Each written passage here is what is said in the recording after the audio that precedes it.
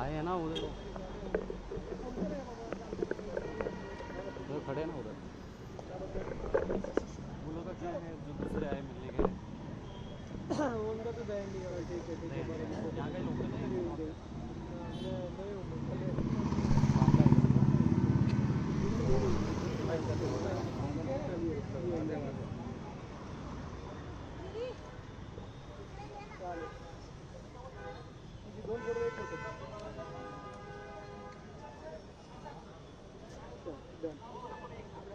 ये इथं बोलो सर्वांना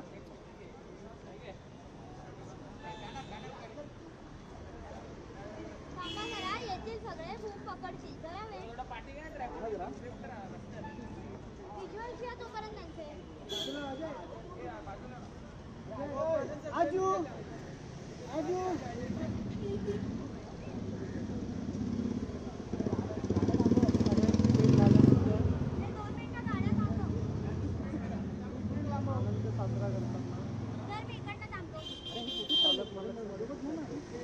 इकडे यायला सांग ना इकडे तरी इकडे नाही इथे इकडे इकडे इथे अरे अरे अरे बोले भाई अरे मेरा वो प्रेमी नहीं बैठा प्रेमी अपना बस बस बस बस बरोबर है परफेक्ट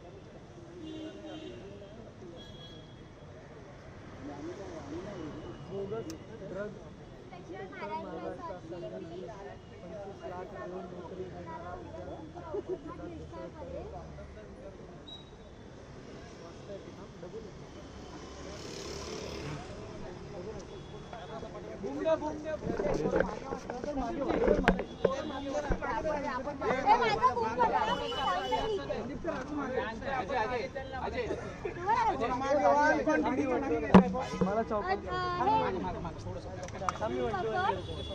आपला पण एक असं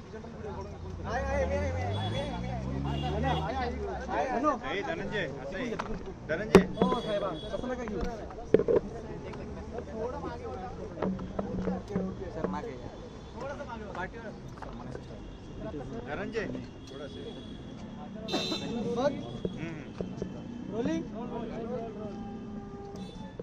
भाई सर काय झालंय आतमध्ये हे सगळे एमपीएससी वाले राज ठाकरेंची भेट घेतलेली आहे नेमकं साहेब त्यांना काय बोलले आणि काय चर्चा झाली. मुळात असं आहे की जी मध्ये MPSCनी ड्रग इन्स्पेक्टरसाठी परीक्षेचं आयोजन केलेलं आहे ज्या 40,000च्या वर विद्यार्थी एक्झामला बसलेले आणि त्याच्या पेपर फुटीचे पुरावे या विद्यार्थ्यांनी MPSCला दिले की परीक्षा व्हायच्या 2 दिवस अगोदर हा पेपर फुटलेला आहे. तो व्हॉट्सअपवर आला होता त्याचा व्हॉट्सअपवर रेकॉर्ड आहे आणि हे सगळं MPSCला कळवल्यानंतर MPSCनी मला असं वाटतं त्या संदर्भातली तक्रार ही पोलीस स्टेशनला केली. त्याच्यानंतर हे प्रकरण पोलीस तपास करत होते. पण आज 1-1.5 महिना झाला एवढे सरळ स्पष्ट पुरावे देऊनसुद्धा त्याच्यावर कुठे पुढे FIR सुद्धा अजून माझ्या मते रजिस्टर झालेला नाही.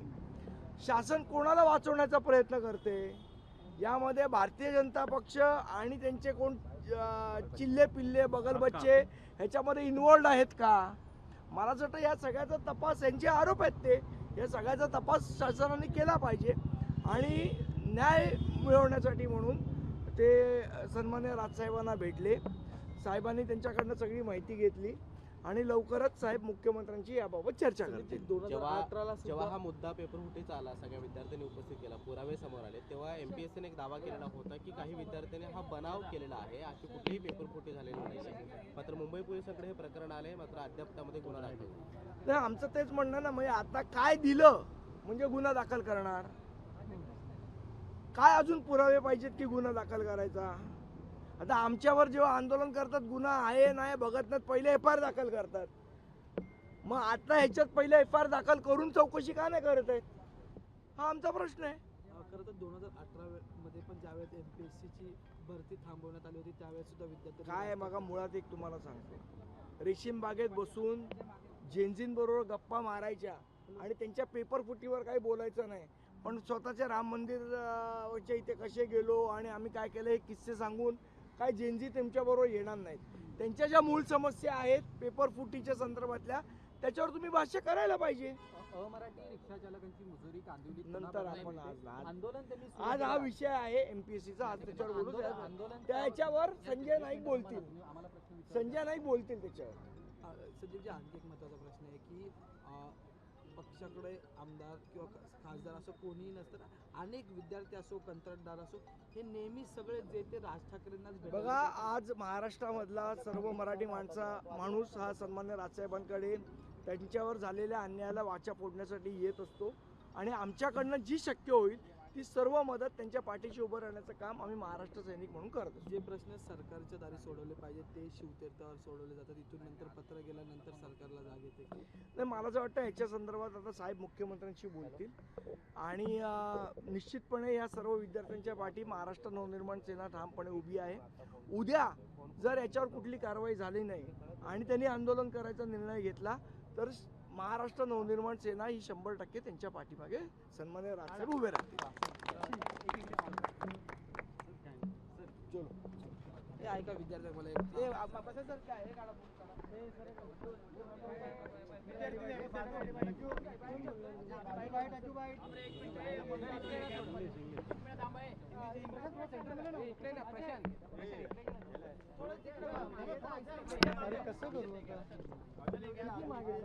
कोण बोलतोय?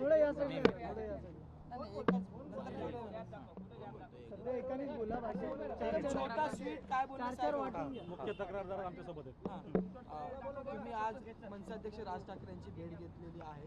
तुमची मागणी काय होती आणि राज ठाकरेंनी तुम्हाला काय सांगितलं? तर आमची मागणी होती पेपर फुटी झालेली आहे त्याची निष्पक्ष चौकशी करण्यात यावी, आरोपींना शिक्षा, त्यासाठी FIR दाखल व्हावा आणि त्यानंतर पेपर फुटी डिक्लेअर झालं की री एक्झाम घेण्यात यावी. आम्ही राजसाहेब ठाकरेंच्या कानी घातला आहे. ते म्हटले मी CM ऑफिस देवेंद्र फडणवीस साहेब यांच्याशी बोलतो, त्यानंतर पोलीस महासंचालकांशी बोलतो, तसेच ते MPSCचे सचिव आणि अध्यक्ष यांना पण बोलून त्यांची सांगणार आहे ते आमची व्यथा.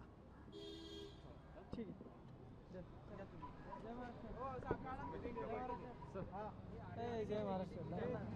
मला एक चौपल करते लाईव्ह आहे मला. चौपल मला एक चौपल लाईव्ह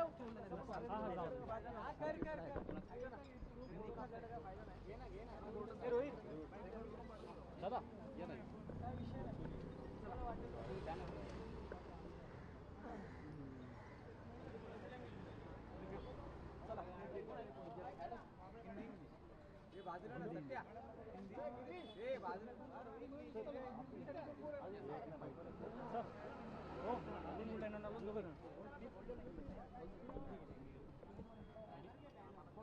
हाँ एक एक करके करेंगे. यस. क्या नाम है सर आपका? माझं नाव सेवानंद चांदणे आहे. तो आज अभी राज साहब से आप लोग मिले, क्या बातें हुई, क्या मांग थी आप लोगों की जो आप मांग लेकर यहाँ पर पहुँचे थे? हमारा एग्ज़ाम हुई थी 22 मार्च को. उसका पेपर 2 दिन पहले 20 मार्च को लीक हुआ था. वही हमने राज साहब को बताया कि इसमें आप जिन्होंने लीक किया है पेपर वो अभी नंदुरबार धुले इस साइड के लोग हैं, वो अभी फरार है. उस 1 महीना हो गया है, सिर्फ जांच चल रही है. अभी तक कोई रिपोर्ट नहीं, कोई रिप्लाई नहीं आ रहा है, ना आयोग से आ रहा है ना CID से आ रहा है. यही हमारी मांग है कि जिन्होंने पेपर लीक किया है उनको जल्द से जल्द पकड़ा जाए और री एग्ज़ाम होनी चाहिए. राज साहब ने क्या कहा, क्या चर्चा हुई उनके साथ? राज साहब बोले कि मैं मुख्यमंत्री CM से बात करता हूँ, आयोग से बात करता हूँ और आप लोगों को बताऊँगा. अच्छा, ये MPSC की जो परीक्षा है उसमें कहाँ पर चूक हुई, क्या आप लोगों को जानकारी है या क्या आप लोगों को नहीं, पता है उसका? हमारे पास जो जानकारी है हमने वो CID को दी है. बाकी क्या करने का है, क्या शोध मिलने का है, वो उनका काम है. हमने हमारे पुरावे राज साहब के पास भी रखे, उनमें कौन कौन लोग इन्वॉल्व है और वो CID के पास भी दिए है. अभी अब तक जांच चल रही है, अभी तक उनका कुछ रिप्लाई नहीं अभी. सर, हाल फिलहाल में जो पेपर लीक्स हुए हैं उसे देखकर क्या चल रहा है आप लोगों के मन में? आप कैंडिडेट हैं तो क्या कुछ चल रहा है आप लोगों के मन में? हम लोगों को लगता है कि अगर आपको पेपर लीक करना है तो आप जितनी जगह निकालनी उतनी निकालो, उतनी ही एप्लीकेशन फॉर्म लो. हमको क्यों स्टडी करने का, क्यों एग्ज़ाम फी भरने का, सेंटर पे जाने का, ये ऐसा लग रहा है. क्या फरियाद आप करना चाहोगे मुख्यमंत्री से, क्या मांग करना चाहोगे? जल्दी से जल्दी इनका तपास होना चाहिए इस चीज़ का, एग्ज़ाम का, और री एग्ज़ाम की डेट जल्दी से जल्दी घोषित होनी चाहिए.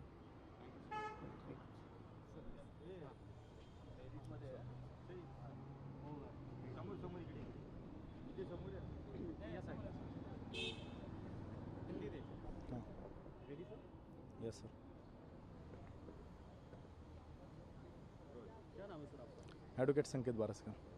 जी आप यहाँ पर राज साहब से मिलने पहुँचे हो, क्या डिस्कशन का मुद्दा था, क्या मांग थी आप लोगों की, क्या फरियाद लेकर आए थे? सब जन ये छात्र जो थे वो सब एमपीएससी ड्रग इंस्पेक्टर का पेपर जो लीक हुआ था उसके सिलसिले में सब जन राज ठाकरे के पास आए थे। बात ऐसी थी कि जब सीआईडी ने जांच की इसकी तो वो बोले थे हम सब जो कि जांच हो गई थी उसके सब कागजात हम एमपीएससी को फर्निश करेंगे, लेकिन उन्होंने वो 3-4 दिन में कुछ किए नहीं। जिस दिन जांच हो गई उसके बाद अब 28 दिन हो गए पूरे, अभी तक उन्होंने कौन सी जांच की और क्या जांच की इसके कुछ भी कागजात उन्होंने फर्निश किए नहीं एमपीएससी आयोग को। तो राज ठाकरे साहब के पास इसीलिए आए थे कि आप इसमें ध्यान दीजिए और जल्दी से जल्दी जो कुछ रहेगा जल्दी जो कुछ रहेगा आप इसमें सीआईडी से बातचीत करके एमपीएससी से बातचीत करके आप इसमें ध्यान दीजिए और जल्दी से जल्दी एमपीएससी ड्रग्स के जो स्टूडेंट है उनको न्याय देने का ये करें। सीएम की तरफ से कुछ आया, चर्चा हुई थी या सीएम की तरफ से भी कुछ रिस्पॉन्स आया है इसके बारे में? सीएम से तरफ से अभी तक कोई भी रिस्पॉन्स यहाँ मिला नहीं। अभी के लिए फिलहाल आप लोग क्या चाहते हैं?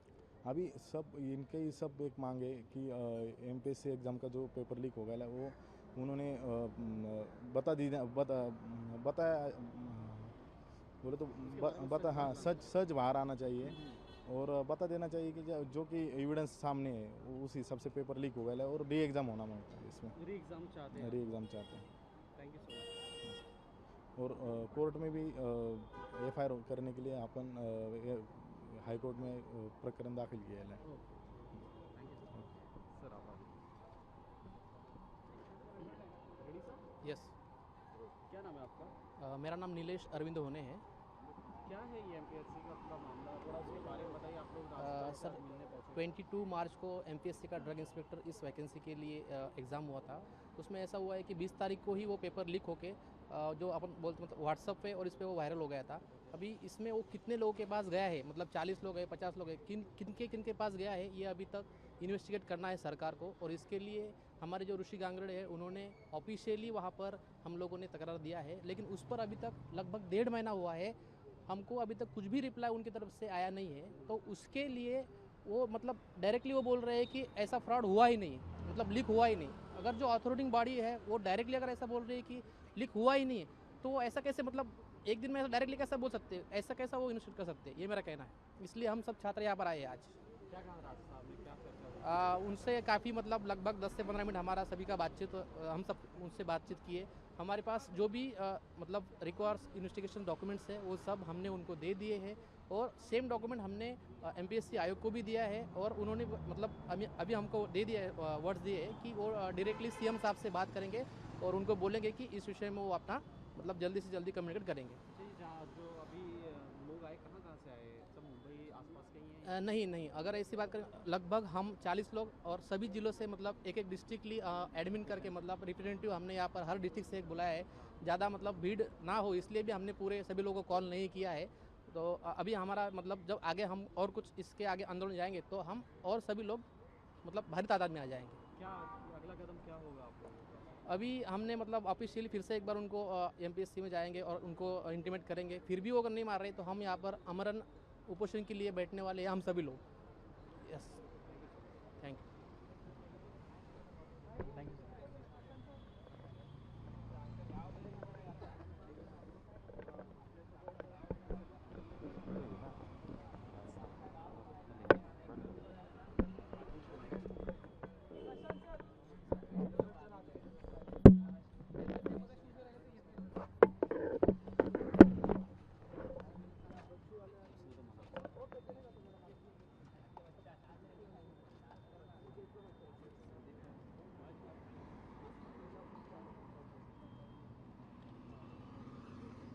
हेलो, मुंबई से सर्वर 13 मिला ना आपको पूरा? 13 नहीं, लाइव गेम दिया था आज का दिन के बाद। अभी ये ओवर हो गया, बाद में